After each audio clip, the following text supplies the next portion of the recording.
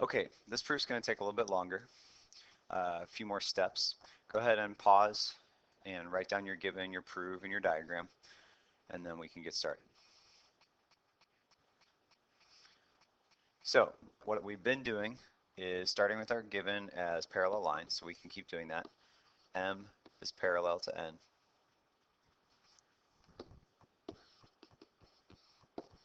And if I'm going to use parallel lines, then I want an angle pair. So actually, if I look at my diagram, I don't have any angle pairs.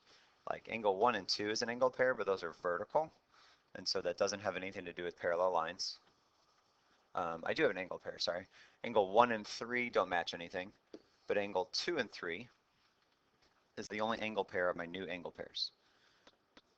Angle 2 and 3 are consecutive interior angles. So let's state that. Angle 2, angle 3, consecutive interior angles. Again, anytime you identify a pair, it's because of the definition of that pair. So definition of consecutive interior angles. We should know that when we have parallel lines, consecutive interior angles are supplementary. So because I have parallel lines, and because I have consecutive interior angles, then I know that angle 2 and angle 3 are supplementary.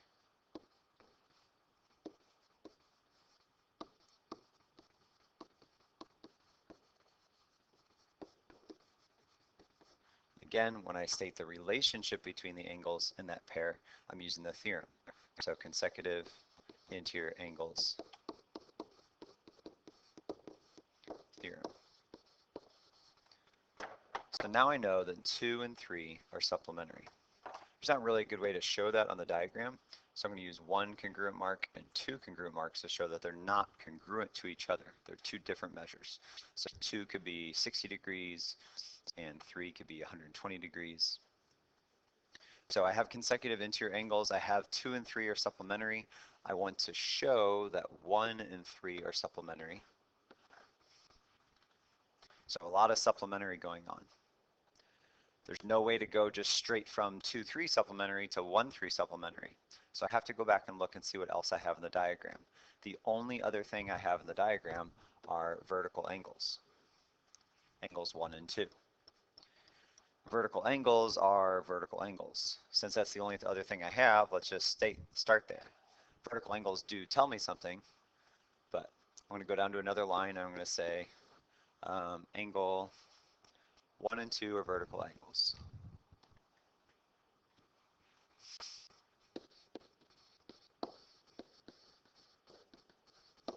That's my definition of vertical angles. I always state the definition when I'm identifying a pair. Now, what do we know about vertical angles?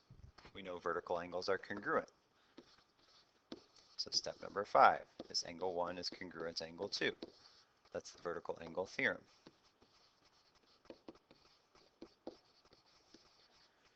So this is where I'm at. I have 2 and 3 are supplementary. I have 1 and 2 are congruent. Now I actually have a theorem that puts both of these together. Because of both of these things, if both of these things are true, then I know that angle 1 and angle 3 are supplementary, which is exactly what I'm trying to prove. The question for you is, what's the reason? So if you go back to your reasons list from Unit 2, you have something called the congruent supplements theorem. We come back to this slide. The congruent supplements theorem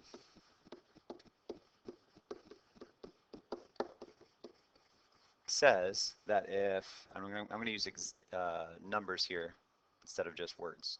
So if angle 1 and angle 2 are supplementary, and angle 3 and angle 2 are supplementary,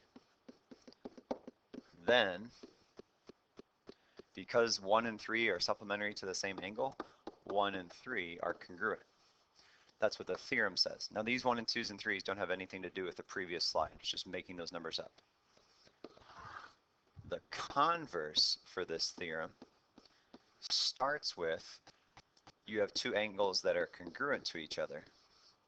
okay? And so this time I'm going to use letters. So I have two angles that are congruent to each other. If that's the case, and I know that one of them is supplementary to some third angle, because of both of these things, because A and B are the same size, and A is supplementary to C, then angle B has to also be supplementary to angle C. Okay, that's the congruent supplements theorem converse. So that's actually my reason for the last step in this proof. I have two angles congruent, and one of those angles, angle 2, is supplementary with 3. So let's say 1 and 2 are both 100 degrees. Okay, 1's 100 degrees, 2's 100 degrees. That means this angle 3 is going to have to be 80.